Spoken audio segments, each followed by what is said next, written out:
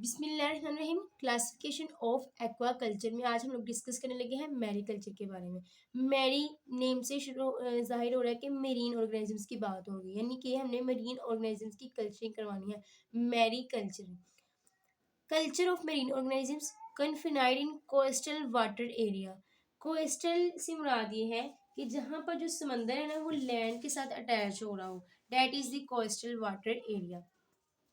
अब इसकी रीजन ये है कि जो लाइट पेनिट्रेशन है ना वो आसानी से पास नहीं कर सकती, कैन नॉट पास, और यहाँ पे जो है ना प्रेशर वो ज्यादा होता है। Light penetration can not pass, ठीक है। And the second is the more pressure occur, यहाँ पे ज्यादा प्रेशर भी होता है, इसलिए यहाँ पे क्या होती है, मैरीकल्चरिंग करवाई जा सकती है। मोर प्रेशर अकर, ठीक है। अब मैरीकल्चर को ना हम लोग फर्दर ग्रुप्स में डिवाइड किया हुआ है। सबस्ट्रेट सिस्टम, सी वाटर सिस्टम, ठीक है, केजीज है, इंक्लोयर्स है, एंड देन दी टैंक्स है। सबस्ट्रेट सिस्टम क्या होता है जी? ऑर्गेनाइजम्स को मैनेज किया जाता है सबस्ट्रेट पे, ठीक है। ऑर्गेनाइजम्स मैनेज्ड ऑन सबस्ट्रेट, ऑर्गेनाइजम्स को कहाँ मैनेज किया जाता है? सबस्ट्रेट के ऊपर। नेक्स्ट है जी वर्टिकल बेड्स या फिर रोप्स को सस्पेंड किया जाता है वाटर के अंदर। वर्टिकल बेड्स या फिर रोप्स, जो रस्सियां होती हैं, उनको सस्पेंड किया जाता है कहाँ पे? वाटर के अंदर, ठीक है। और इन ये जो वर्टिकल रोप्स वगैरह होती है ना, इनको एंकर्ड किया जाता है किसी भी फ्लोट या फिर फिक्स स्ट्रक्चर के साथ, ताकि जो है ना आसानी से साथ जो यंग ऑर्गेनाइजम्स है ना वो ग्रो कर सके। ये बेसिकली किसके साथ एंकर्ड है, किसके साथ जुड़ी हुई है? एंकर्ड विद फ्लोटिंग या फिर फिक्स स्ट्रक्चर, फिक्स्ड स्ट्रक्चर के साथ ये जो वर्टिकल रोप्स है ना वो जुड़ी हुई हैं, ताकि आसानी से जो है ना वो यंग ऑर्गेनिजम्स ग्रो कर सके। सबस्ट्रेट जो साइट्स है ना, बेसिकली सबस्ट्रेट साइट्स कहाँ पे होती हैं? सबस्ट्रेट साइट्स बेस या फिर रिवर के मोस्ट पर लोकेटेड होती हैं। Substrate sites are present on base या फिर mouth of the river, mouth of river, river के माउथ पर या फिर बेस में मौजूद होती है। ये बेसिकली जो बेस है ना, इसको हम लोग इस तरह से डिफाइन करते हैं कि सी वाटर के साथ जो है ना स्मॉलर वाटर बॉडी अटैच हो, दैट इज कॉल्ड बेस, ठीक है। जब सी वाटर के साथ स्मॉलर वाटर बॉडी अटैच हो, वो क्या कहलाता है? बाय, ठीक है। अब हम लोग नेक्स्ट बात करते हैं ऑयस्टर, मुलस्क और सी वीड्स को ना इन सबस्ट्रेट के ऊपर कल्चर करवाया जाता है। किस किस को? ऑयस्टर को, ऑयस्टर्स, मुलस्क, मुलस्क और इसके साथ साथ सी वीड्स क्या करवाया जाता है? यहाँ पे कल्चर करवाया जाता है इन स्ट्रक्चर्स के अंदर। क्लियर? अब बात करते हैं नेक्स्ट प्रोसेस की, that is the sea water Pond's.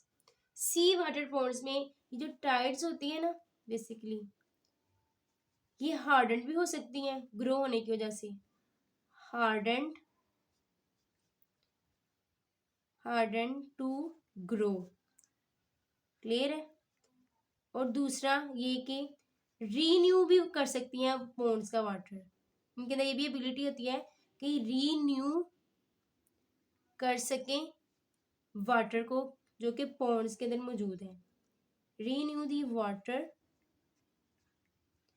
In ponds, ponds में मौजूद वाटर को भी इनके अंदर एबिलिटी होती है कि वो रीन्यू कर सके, ठीक है। अगर एशिया की बात करें ना, तो साल्ट वाटर पॉन्ड्स को इस्तेमाल किया जाता है फिश की प्रोडक्शन के लिए, और इसके साथ साथ जो है ना क्रस्टेशियंस बहुत बड़ी तादाद में फैलते हैं with the help of sea water Pond's.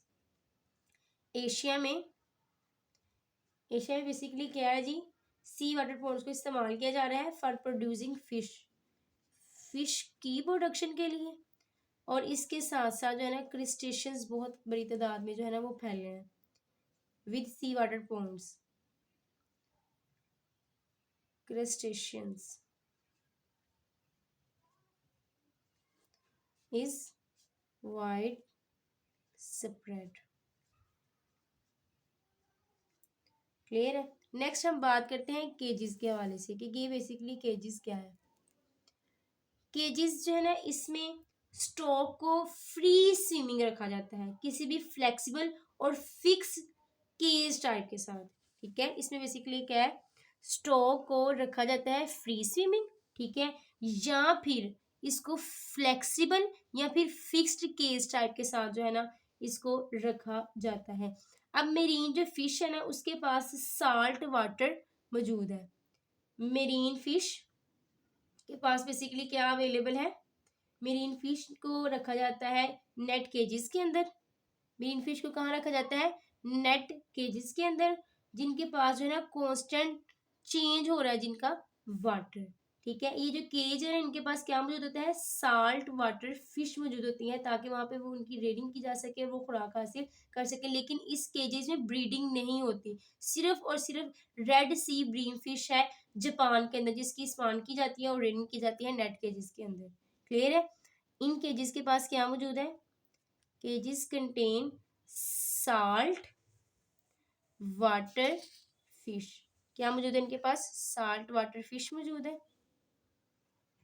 किसके लिए, ताकि रेडिंग करवाई जा सके और इसके साथ साथ फीडिंग भी इनकी हो सके। लेकिन इनके अंदर ब्रीडिंग नहीं होती, नॉट फॉर ब्रीडिंग, ब्रीडिंग यहाँ पे नहीं होती। सिर्फ और सिर्फ रेड सी ब्रीम मौजूद है जिसकी जो है ना केजेस के अंदर जो है ना वो करवाई जाती है, स्क्रीनिंग भी होती है, इनके स्पान भी होती है और रेडिंग भी होती है नेट केजेस के अंदर।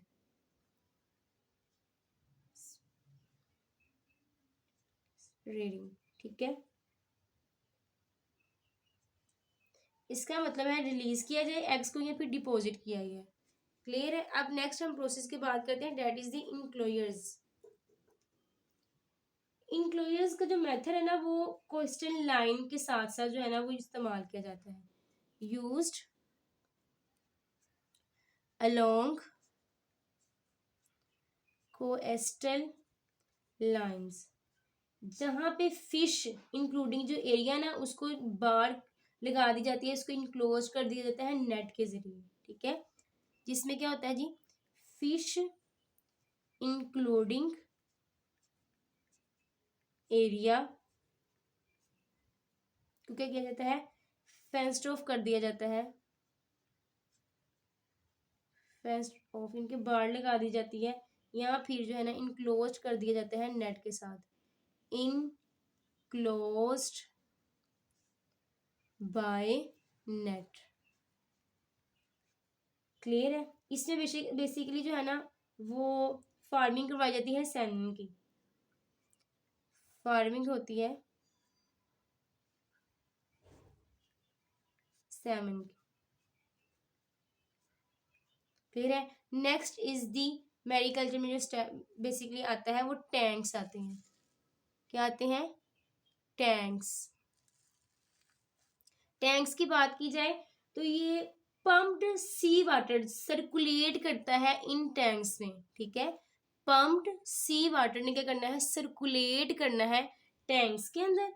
क्लियर है। और वाटर जो है ना वो वार्म भी हो सकता है, इसमें पानी क्या है वो वार्म भी होता है। उसकी रीजन ये होती है कि जो वाटर है ना वो पावर स्टेशन के जरिए जो है ना इस गर्म हो सकता है बहुत ज्यादा। इसको इस्तेमाल किया जाता है इंग्लैंड के अंदर, इंग्लैंड में और स्कॉटलैंड में, स्कॉटलैंड में। टैंक्स अलो करते हैं कि ज़बरदस्त किस्म का जो है ना एक्सीलेंट कंट्रोल हो सके मैनेजमेंट का। टैंक से क्या क्या बेनिफिट्स है, एक्सीलेंट कंट्रोल हो सके किसका, मैनेजमेंट में, अच्छे तरीके से चीज़ों को मैनेज किया जा सके। ठीक है, फीडिंग प्रॉपर करवाई जा सके, फीडिंग। क्लियर है। और इसके साथ साथ जो है ना वो फिश की ब्रीडिंग करवाई जाए, फिश ब्रीडिंग। क्लियर है। ये था बेसिकली मैरी कल्चर की फर्दर ग्रुप्स। ये ज़रूर बताइएगा कि वीडियो आपको कैसी लगी, ठीक है, और कमेंट बॉक्स कीजिएगा। कोई भी क्वेश्चन पूछना हो अपना ख्याल रखिएगा, दुआ में याद रखिएगा। इंशाल्लाह मिलते हैं नेक्स्ट वीडियो में। अल्लाह हाफिज़।